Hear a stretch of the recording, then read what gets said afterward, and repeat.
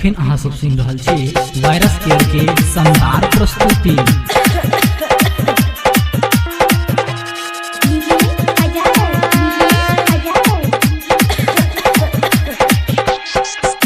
गे मैया जुलुम भ गेलो, कोरोना वायरस फैल गेलो, केओ नहीं मिलबै हाथ डर सँ गे, चुम्मा को न लेबै अपना लभर क। गे मैया जुलुम भ गेलो, कोरोना वायरस फैल गेलो, गे मैया जुलुम भ गेलो, कोरोना वायरस फैल गेलो। अखन अहाँ सब सुनि रहल छी वायरस केयर के शानदार प्रस्तुति।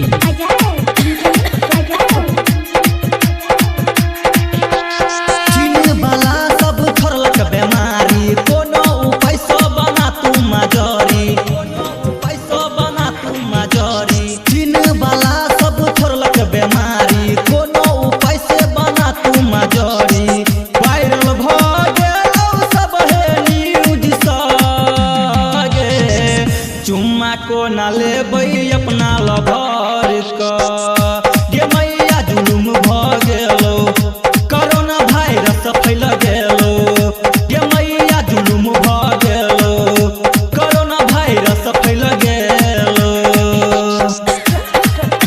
अखन अहाँ सब सुनि रहल छी वायरस केयर के शानदार प्रस्तुति।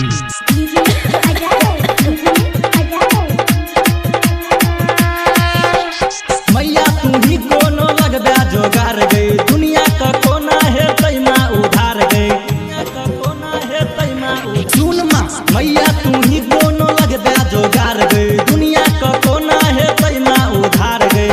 आँख किया में देखा तू जान सा गई माँ, चुम्मा को न लेबै अपना लभर क। गे मैया जुलुम भ गेलो, कोरोना वायरस फैल गेलो, गे मैया जुलुम भ गेलो, कोरोना वायरस फैल गेलो।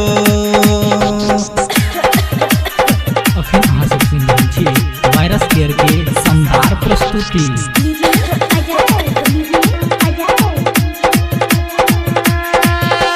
दिनो दिनो माँ बढ़ै छौ बेमारी, कलयुग में आबे ने शेर सवारी, कलयुग में आबे ने शेर सब गई माँ। दिनो दिनो माँ बढ़ै छौ बेमारी, कलयुग में आबे ने शेर सवारी।